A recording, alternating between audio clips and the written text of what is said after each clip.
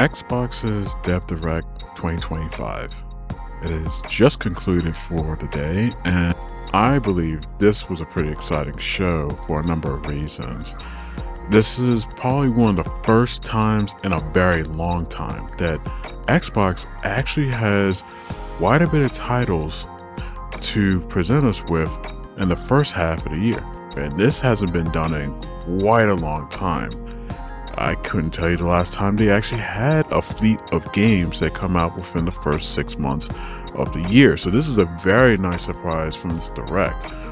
Nothing pleased me more than to watch them actually present us release dates for every single one of these games except for one, and we'll get to that in just a moment. But yeah, 4 game titles from this Dev Direct were given release dates from their presentation, and this is not like Microsoft to be doing that, but I was very happy and surprised to see that. So yeah, here we go. Without further ado, during the very beginning of this presentation, they provided a splash screen disclaimer that read the following: all games support Xbox Play Anywhere in cloud gaming. That means if you buy the game just once, it will play across Xbox consoles and Xbox app on the PC. Buy it once, you can play it anywhere. It also supports cross saves and cross progression. So if you were to play this, say, on your Xbox, and then you wanted to migrate over and play that same game with the same save on another platform, say the PC or the PlayStation, you can do that, and vice versa. You can progress, you can save on the Xbox, progress to the PlayStation, continue your progression, save it again, and then cross play it again on your Xbox or your PC. It's very dynamic like that. It's very fluid like that, and I feel that's very pro-consumer. They should do that more often with their titles going into the future, which I have no doubt they're going to be doing that. A total of 4 games were shown off today, including a bonus Shadow Drop for Xbox Game Pass and Steam today, which leads us to our first game, Ninja Gaiden 4. This game is being co-developed by Team Ninja, Koei Tecmo, and Platinum Games this time. They showed a good amount of gameplay footage, as you can see right now. It is incredibly as bloody as it always has before. It's fast paced. There's other characters in the game you can actually play with this time, and it looks like it's going to be very, very bloody.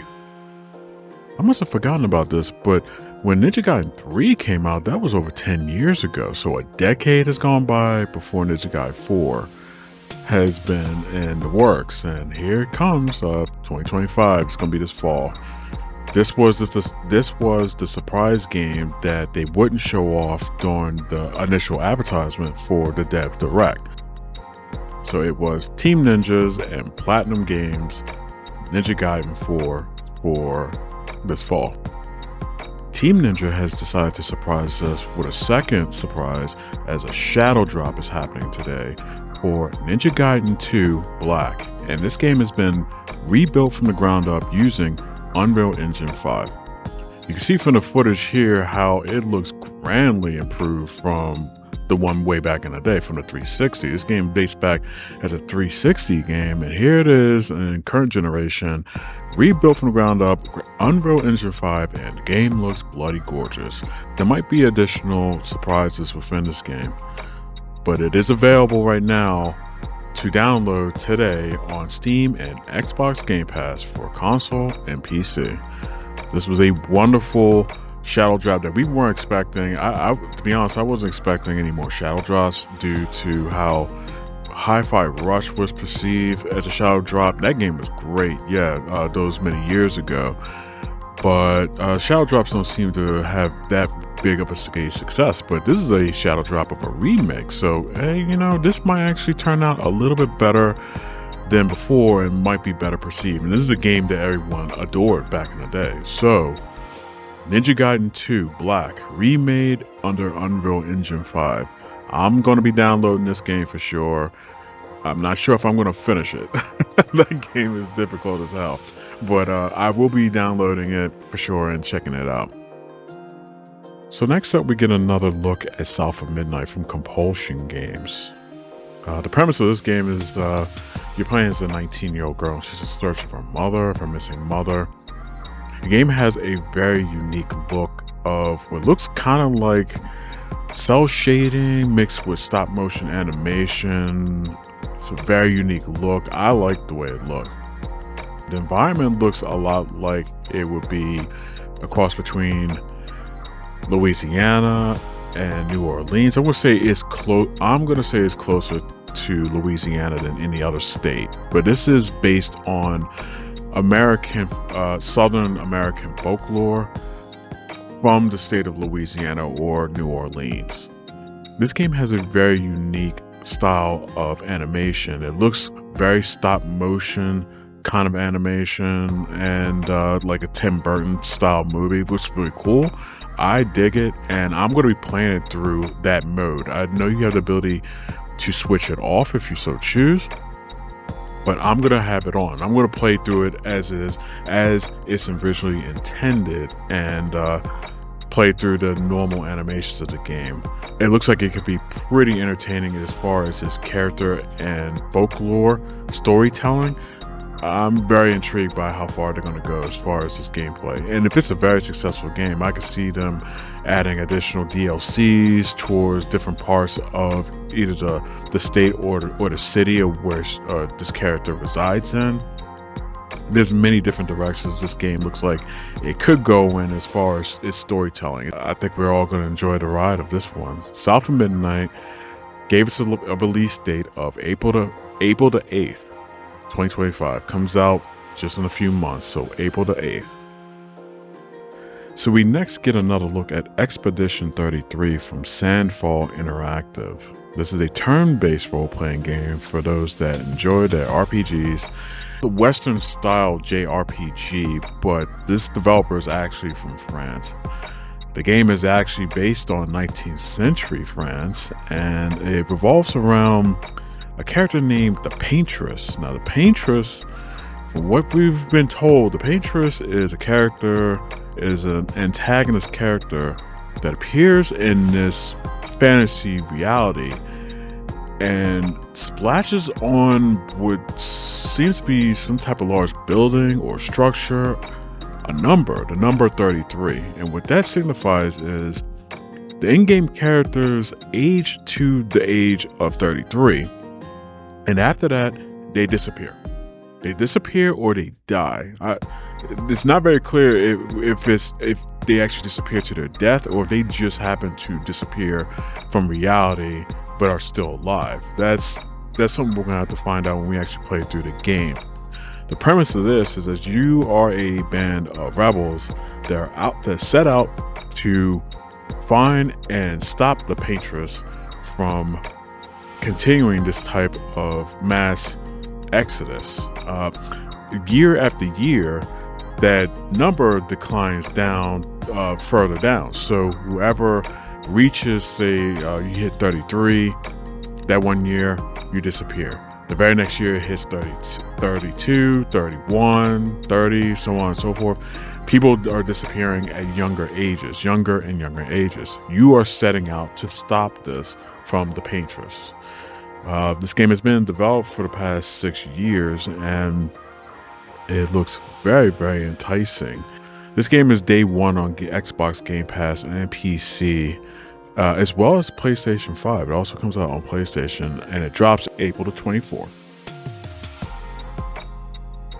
And oh man, boy do we have Doom the Dark Ages.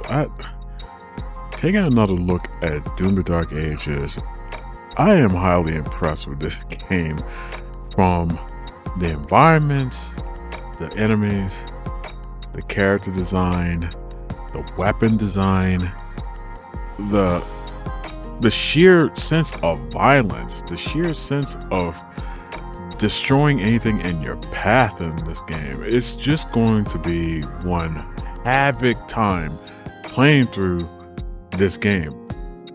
Now, from what we've been told, the game is a prequel. It is a prequel from Doom 2016. You're set back in the Dark Ages before you set out into Hell, but it's unclear if this is Earth. I'm going to assume this is Earth before you go to Hell, which was Doom 2016. So yeah, this must be Earth way back in the day. But man, is it just badass looking at this game. Just you can see how just the havoc that you can do from this one character. And this is not a multiplayer game as far as I can tell. Doom has never really been a multiplayer game. It's not campaign wise, but imagine if this game was, it would just be sick. I would love for this game to have a co-op mode, but from what it is, oh man, it's just so deliciously bad.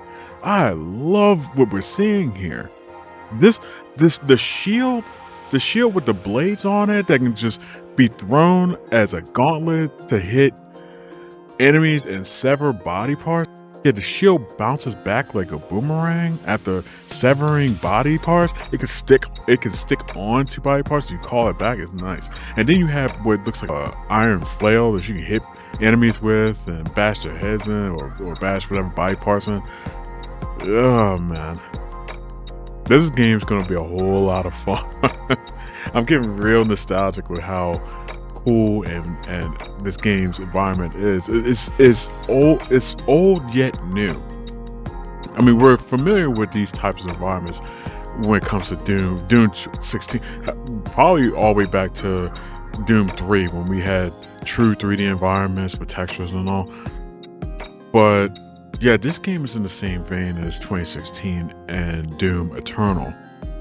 Only that it's just on a whole nother level. Now, those games didn't have mechs in those games, but this game has a mech and a dragon. A mech and a dragon in Doom. Whew. It's like seeing him step into a mech is like playing Titanfall on steroids. It just looks fantastic. And we won't have long to wait for this game, surprisingly. Surprise, surprise. id Software had shown us a release date of May the 15th, right before Microsoft Xbox's showcase in June. We're going to have a very stacked first 6 months of this year. Currently right now, I'm playing through Indiana Jones, and then it's January right now, right? So Indiana Jones just came out in December. Next month, February, we'll have Avowed. March, we'll have something in March. April, you're gonna have South of Midnight and Expedition 33. And then the very next month after that is Doom. Oh man, I officially have too much games to play. It's a good feeling to have. It's a really good feeling to have more games than time, and I'm just gonna have to make the time. I'm simply gonna have to make the time. This is gonna be a very challenging year for games to be played. To have the time to play all these games all at once. Not that I'm playing beat the clock here, but I will feel that sense of FOMO if I don't play within its first 30 days of release. So time is of the essence right now for me. I'm going to be playing all these games one by one in succession, and I'm going to be having a great time all the way up until summertime. So yeah, our first 6 months of the year is stacked. Now, if GTA 6 really does come out this year, it would make sense to release these games now, because you don't want to be anywhere near Grand Theft Auto 6 when that game comes out, which I suspect is going to be between September and November. It's going to be a fall game. It's not going to be a summer game. If it does come out in the summer, that's going to surprise all of us. That's probably the best time to bring it out, to be honest. It's the summertime when everyone is on vacations and more likely have the open time to be playing that game. But financially release wise, it's probably best to release that in the fall due to the shopping season. We can still expect Call of Duty for this fall. And if Fable really does come out this year, that's got to be somewhere between October and December. And then whatever other games, second party and third party games to release day one on the Game Pass this year. This is going to be an insane year for games. It's going to be an insane year for Xbox, that's for sure. There's no denying. Just these 4 games alone, 5 if you want to include this Shadow Drop from today, 5 games alone from January till June. Oh man, it's a good feeling. That is a really good feeling. And I'm no doubt we're all gonna have fun losing our minds and emptying our wallets for each and every one of these games.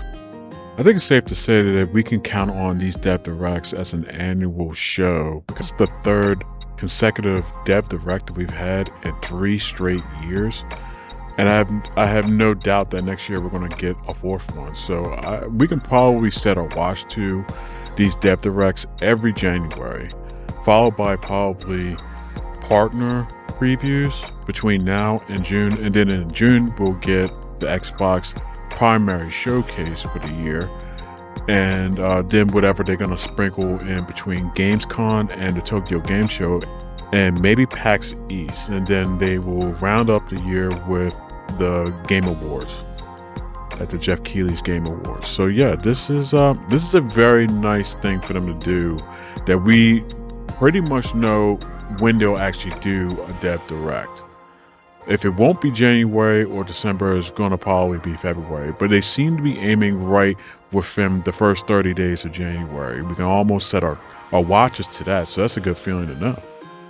So this is the 3rd Dev Direct. And if I was to judge this Dev Direct, I'm going to say it's probably a good between 1 and 10, 1 being terrible and 10 being excellent. I'm going to rate this between an 8 and an 8.5.